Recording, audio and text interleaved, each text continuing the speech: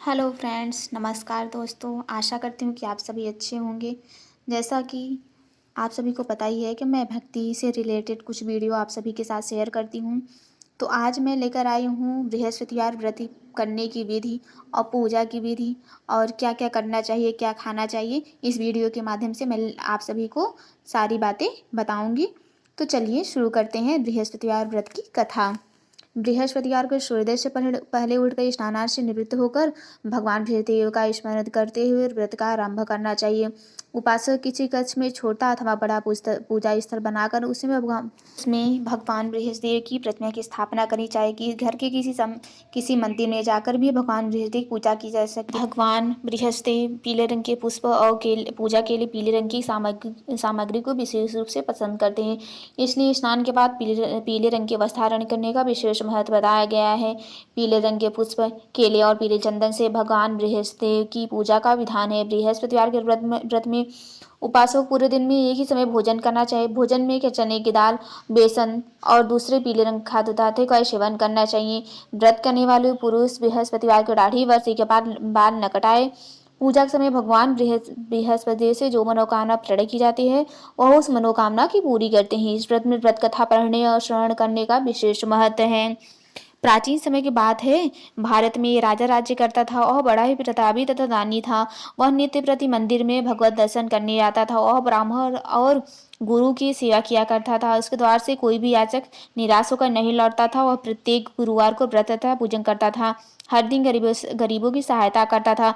परंतु यह सब बात ही उसकी रानी की अच्छी नहीं लगती थी। वह न व्रत करती और न किसी को एक पैसा दान में देती थी।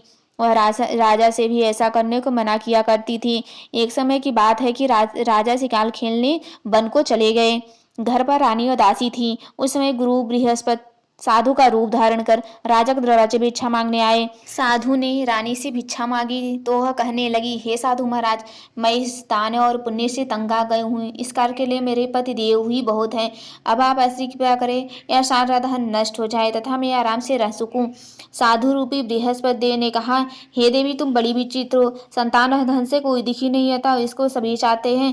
पापी भी पुत्र और धन की इच्छा करता है। अगर तुम्हारे पास धन अधिक है तो भूखों मनुष्यों को भोजन कराओ, प्याऊ लगवाओ, ब्राह्मणों को दान दो, धर्मशालाएं बनवाओ, कुआं तालाब बाड़ी बाग बगीचे आदि का निर्माण कराओ तथा निर्धनों कुंवारी कन्या का ब्याह कराओ, शादी ज्ञात करो।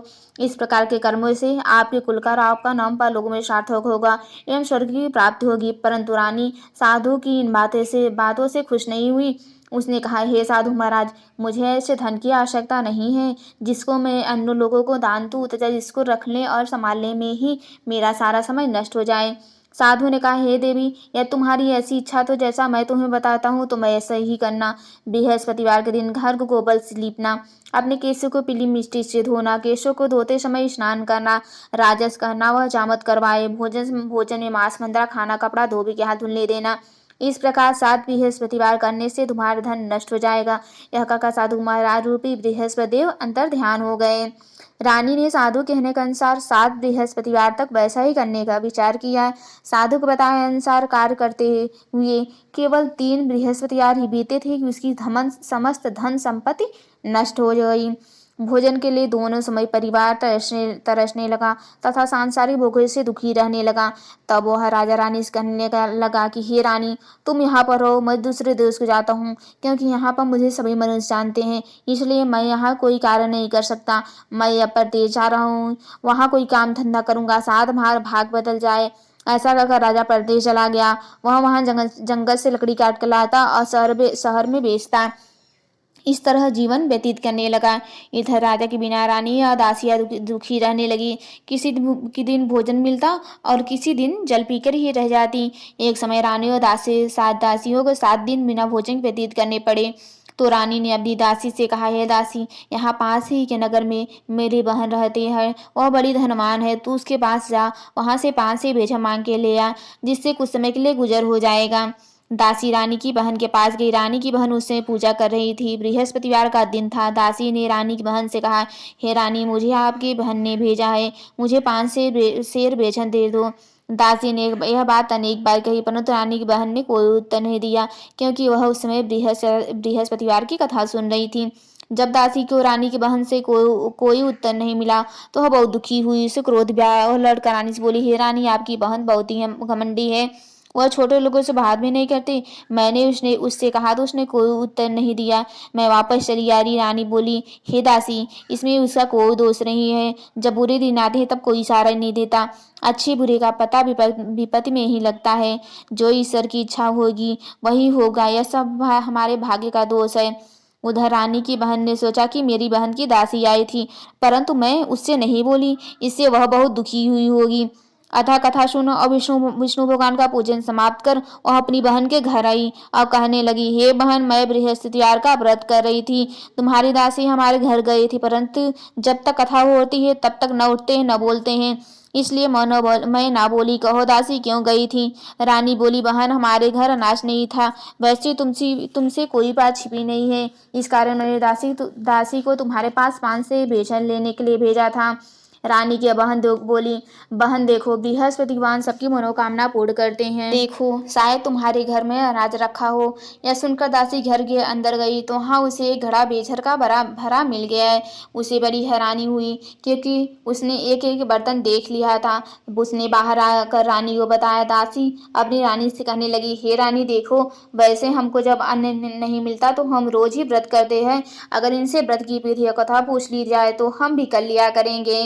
दासी कहने पर रानी ने अपनी बहन से बृहस्पतिवार के व्रत के बारे में पूछा। उसकी बहन ने बताया, हे रानी बहन, बृहस्पतिवार को सूर्य से पूर्व उठकर स्नान करके बृहस्पतिवार का व्रत करना चाहिए, लेकिन उस दिन सिर नहीं धोना चाहिए। बृहस्पतिवार के व्रत में चने की दाल और नमकोश कृष्ण विष्णु भगवान के केले की वृक्ष के जड़ में पूजन करें तथा दीपक जलावे। उस दिन एक ही समय भोजन करें। भोजन पीले खाद्य पदार्थ का करें तथा कथा सुने। इस प्रकार करने से गुरु भगवान प्रसन्न होते हैं, अन्य पुत्र धन देते हैं, मनोकामना पूर्ण करते हैं। व्रत और पूजन की विधि बताकर रानी की बहन अपने घर लौट गई। रानी और दासी दोनों निश्चय किया कि वे बृहस्पति भगवान का पूजन जरूर करेंगी। 7 दिन बाद जब बृहस्पतिवार आया तो उन्होंने व्रत रखा। घुड़सवार में चढ़कर चना गुड़ बीन लाई तथा उसकी दाल से केले की जड़ में विष्णु भगवान का पूजन किया। अब भोजन बिला कहाँ से आए? दोनों बड़ी दुखी हुई, परंतु उन्होंने व्रत किया था, इस कारण बृहस्पति भगवान प्रसन्न थे। एक साधारण व्यक्ति के रूप में वे 2 थाली में सिंधे पीला भोजन लेकर आए और दासी को देकर बोले, हे दासी, यह भोजन तुम्हारे और रानी के लिए है, तुम दोनों करना। दासी भोजन पाकर बड़ी प्रसन्न हुई और रानी से बोली, रानी जी भोजन कर लो। रानी को भोजन आने के बारे में कुछ पता नहीं था, इसलिए वह दासी से बोली, जा तू ही भोजन कर, क्योंकि तू हमारे व्यर्थ में हंसी उड़ाती है। दासी बोली, एक व्यक्ति भोजन दे गया है। रानी कहने लगी, वह भोजन तेरे ही लिए दे गया है, तू ही भोजन कर। दासी ने कहा, वह व्यक्ति हम दोनों को 2 थालों में भोजन दे गया है, इसलिए मैं और आप दोनों ही साथ साथ भोजन करेंगी। फिर दोनों ने गुरु भगवान को नमस्कार कर भोजन प्रारंभ किया। उसके बाद से प्रत्येक बृहस्पतिवार को गुरु भगवान का व्रत और पूजन करने लगी। बृहस्पति भगवान के पास से उनके पास धन हो गया, परंतु रानी फिर पहले की तरह आलस्य करने लगी। तब दासी बोली, देखो रानी, तुम पहले भी इस प्रकार आलस्य करती थी, तुम्हें धन रखने में कष्ट होता था, इस कारण सभी धन नष्ट हो गया है। अब गुरु भगवान की कृपा से धन मिला है तो फिर तुम्हें आलस्य होता है। बड़ी मुसीबतों के बाद हमने यह धन पाया है, इसलिए हमें दान पुण्य करना चाहिए। तुम भूखों मनुष्यों को भोजन कराओ, प्याऊ लगवाओ, ब्राह्मणों को दान दो, कुआं तालाब बाड़ी आदि का निर्माण करवाओ, मंदिर पाठशाला बनवाकर दान दो, कुंवारी कन्याओं का विवाह करवाओ, धन को शुभ कार्यों में खर्च करो, जिससे तुम्हारे कुल का यश बढ़े तथा स्वर्ग प्राप्त हो और पितृ प्रसन्न हो। दासी की बात मानकर रानी ने इसी प्रकार कर्म करने प्रारंभ की, जिससे उनका काफी यश फैलने लगा। एक दिन रानी और दासी आपस में विचार करने लगी, न जाने राजा किस दशा में होंगे, उनकी कोई खोज खबर नहीं है। गुरु भगवान से उन्होंने प्रार्थना की। अब भगवान ने रात्रि में राजा को सबने कहा, हे राजा, उठ, तेरी रानी तुझको याद करती है, अब अपने देश को लौट जा। राजा प्रातः काल उठकर जंगल से लकड़ियां काट कर लाने के लिए जंगल की ओर चढ़ पड़ा। जंगल से गुजरते हुए वह सोचने लगा, रानी गलती से उसे कितने दुख भोगने पड़े, राजपाट छोड़कर उसे जंगल में आकर रहना पड़ा, जंगल से लकड़ियां काट कर उन्हें बेच कर गुजारा करना पड़ा। उसी समय उस जंगल में बृहस्पति साधु का रूप धारण कर रहे हैं। और राजा के पास आकर बोले, हे लकड़हारे, तुम इस सुनसान जंगल की चिंता में बैठे हो, मुझे बतलाओ। यह सुन राजा के नेत्रों में जल भर आया और साधु को वंदना कर बोला, हे प्रभु, आप सबको जानने वाले हैं। इतना कहकर राजा ने साधु को अपनी संपूर्ण कहानी सुना दी। महात्मा दयालु होते हैं। वे राजा से बोले, हे राजा, तुम्हारी पत्नी ने बृहस्पति के प्रति अपराध किया था, जिसके कारण तुम्हारी यह दशा हुई। अब तुम किसी प्रकार की चिंता मत करो, भगवान तुम्हें पहले से अधिक धन देंगे। देखो, तुम्हारी पत्नी ने बृहस्पति का व्रत करना प्रारंभ कर दिया है। अब तुम भी बृहस्पतिवार का व्रत करके चने की दाल व गुड़ जल को लोटे में डालकर केले का पूजन करो। फिर कथा का यह सुनो, भगवान तुम्हारी सब मनोकामनाओं को पूर्ण करेंगे। साधु को प्रश्न देकर राजा बोला, हे प्रभु, मुझे लकड़ी बेचकर इतना पैसा नहीं मिलता जिससे भोजन के उपरांत कुछ बचा सकूं। मैंने रात्रि में अपनी रानी को व्याकुल देखा है। मेरे पास कोई साधन नहीं जिससे समाचार जान सकूं। फिर मैं बृहस्पति की क्या कहानी कहूँ? मुझको तो कुछ भी मालूम नहीं है। साधु ने कहा, हे राजा, तुम किसी बात की चिंता मत करो। बृहस्पतिवार के दिन तुम रोजाना की तरह लकड़ियाँ लेकर शहर को जाओ। तुम्हें रोज से दोगुना धन प्राप्त होगा, जिससे तुम भली भांति भोजन कर लोगे तथा बृहस्पति की पूजा सामान भी आ जाएगा। बृहस्पति की कथा इस प्रकार है। लकड़हारा बने राजा ने सन्यासी से भगवान बृहस्पति की यह कथा सुनकर बृहस्पतिवार का व्रत करके भगवान विष्णु की पूजा की। उस दिन से उसके सभी क्लेश दूर हो गए। लेकिन अगले बृहस्पतिवार को कामकाज में अधिक व्यस्त रहने के कारण उसने भगवान बृहस्पति की व्रत नहीं किया। भगवान बृहस्पति लकड़हारे से क्रोधित हो गए और उसे भूल के सजा दी। उस दिन नगर के राजा ने नगर में घोषणा करके सबको सूचित किया, प्रत्येक नागरिक मेले महल भोजन करने आए, जो नहीं आएगा उसे अपराधी मानकर भारी दंड दिया जाएगा। लकड़हारा बने राजा ने उस नगर के राजा की घोषणा तो सुनी, लेकिन जंगल से लकड़ी काट कर लाने और उन्हें बेचने में देर हो जाने के कारण वह समय पर महल में भोजन करने नहीं जा सका। अतः राज सैनिक लकड़हारे को पकड़कर महल में ले गए।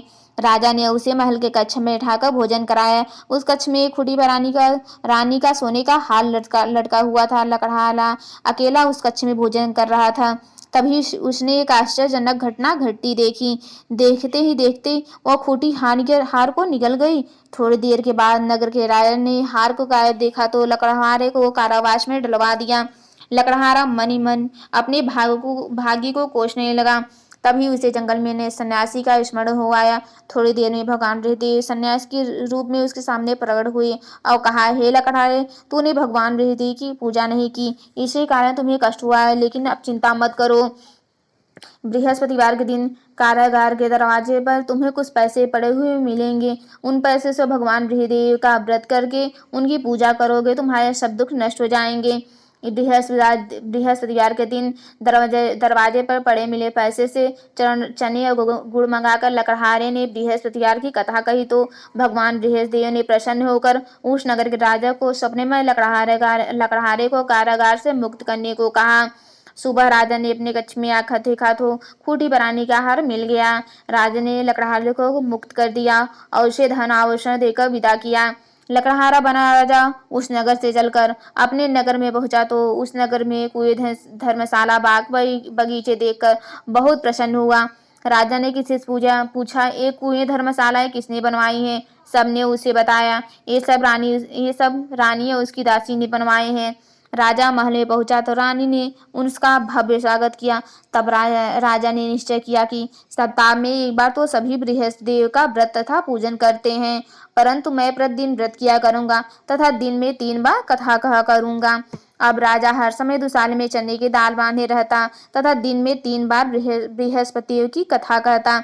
कुछ दिनों के बाद राजा को अपनी बहन की याद आई। एक दिन घोड़े पर सवार होकर राजा अपनी बहन से मिलने चल दिया। अभी राजा नगर के बाहर पहुंचा ही था कि उसने कुछ लोगों के शव के ले जाते देखा। राजा को स्मरण हो आया, आज उसने किसी को बृहस्पतिवार की व्रत कथा नहीं सुनाई है। राजा ने उन लोगों को रोककर कहा, भाइयों, आप सबको ले जाने से पहले मुझसे बृहस्पतिवार की कथा सुन लें। लोगों ने राजा पर क्रोधित होते हुए कहा, तुम पागल तो नहीं हो गए हो? लेकिन कुछ बड़े बूढ़े लोगों ने कहा, अच्छा भाई साल, चलते चलते तुम अपनी कथा सुना लो। राजा ने चलती हुई आधी कथा ही सुनाई थी कि सब हिलने लगा। राजा की पूरी कथा सुनाते ही सब उठ के बैठ गया। लोगों ने हैरानी से दांतों उंगली दबाई और अगले बृहस्पतिवार से भगवान बृहस्पति का व्रत करने व कथा सुनने का निश्चय कर लिया।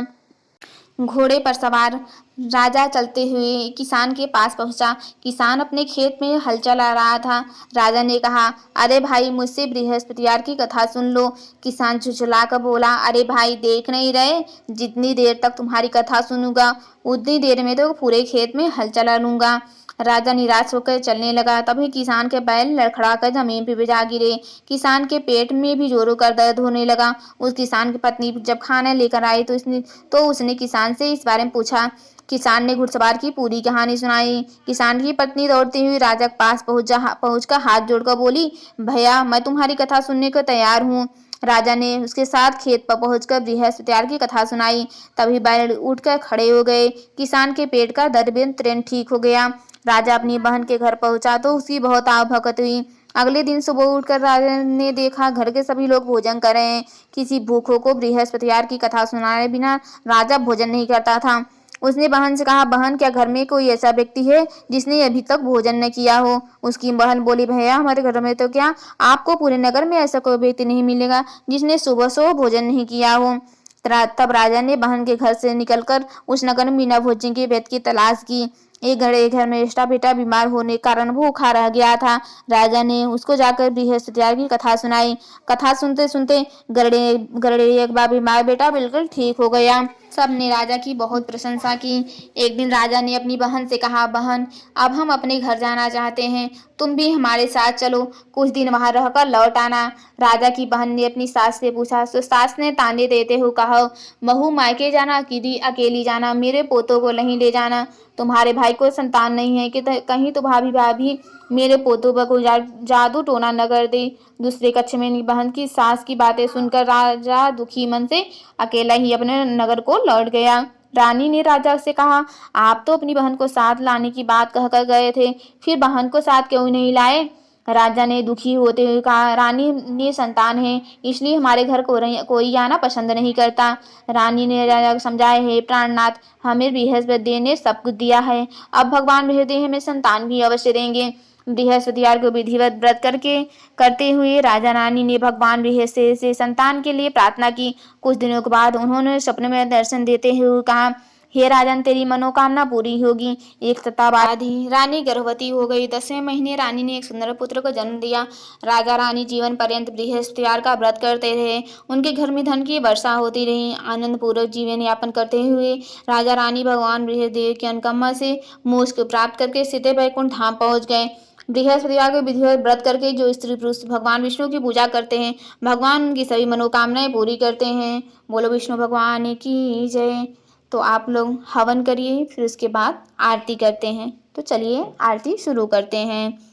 ओम जय जगदीश हरे, स्वामी जय जगदीश हरे, भक्त जनों के संकट, दास जनों के संकट क्षण में दूर करे। ओम जय जगदीश हरे, जो ध्यावे फल पावे, दुख विनसे मन का, स्वामी दुख विनसे मन का, सुख संपत्ति घर आवे, सुख संपत्ति घर आवे, कष्ट मिटे तन का। ओम जय जगदीश हरे, मात पिता तुम मेरे, शरण गहूँ मैं किसकी, स्वामी शरण गहूँ मैं किसकी, तुम विनय और न दूजा, प्रभु विनय और न दूजा, आश करूँ मैं जिसकी। ओम जय जगदीश हरे, तुम पूर्ण परमात्मा, तुम अंतर्यामी, स्वामी तुम अंतर्यामी,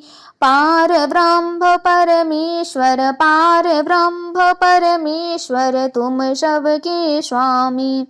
ओम जय जगदीश हरे, तुम करुणा के सागर, तुम पालन करता, स्वामी तुम पालन करता, मैं मूर्ख खल कामी, मैं सेवक तुम स्वामी, कृपा करो भरता। ओम जय जगदीश हरे, तुम हो एक अगोचर, सबके प्राणपति, स्वामी सबके प्राणपति, किस विध मिलूं दया में, किस विध मिलूं कृपा में, तुमको मैं कुमति। ओम जय जगदीश हरे, दीन बंधु दुख हरता तुम ठाकुर मेरे, स्वामी तुम रक्षक मेरे।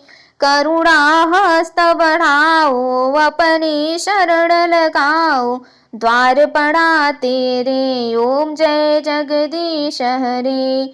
विषय विकार मिटाओ, पाप हरो देवा, स्वामी पाप हरो देवा। श्रद्धा भक्ति बढ़ाओ, श्रद्धा शक्ति बढ़ाओ, संतन की सेवा, ओम जय जगदीश हरे। तन मन धन सब कुछ है तेरा, स्वामी सब कुछ है तेरा। तेरा तुझको अर्पण, तेरा तुझको अर्पण, क्या लागे मेरा, ओम जय जगदीश हरे। ओम जय जगदीश हरे, स्वामी जय जगदीश हरे।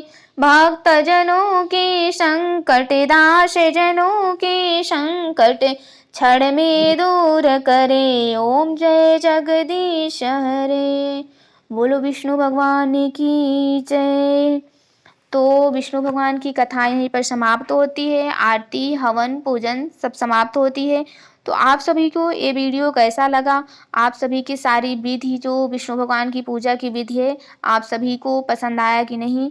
अगर ना भी पसंद आया हो, लेकिन फिर भी विष्णु भगवान की पूजा इसी विधि के अनुसार की जाती है। जो भी स्त्री पुरुष व्रत करे, स्त्री या पुरुष दोनों व्रत कर सकते हैं, जो भी व्रत करे वो पूरी श्रद्धा के साथ पूजा अर्चना करें। अगर ये मेरा वीडियो आप सभी को पसंद आया हो तो प्लीज़ लाइक एंड सब्सक्राइब ज़रूर कीजिएगा और ज़्यादा से ज़्यादा शेयर करिएगा, जिससे लोग बृहस्पतिवार जो लोग व्रत रखते हैं उनको ये कथा मिल जाए, वो सुन सके। पूजा जब आप लोग अगर व्रत करें, पूजा करें, तो विष्णु भगवान की कथा अवश्य सुने और साथ ही साथ हवन आरती अवश्य करिएगा। तो मिलते हैं अगले वीडियो में, तब तक के लिए ओम नमो भगवती वासुदेवाय नमः।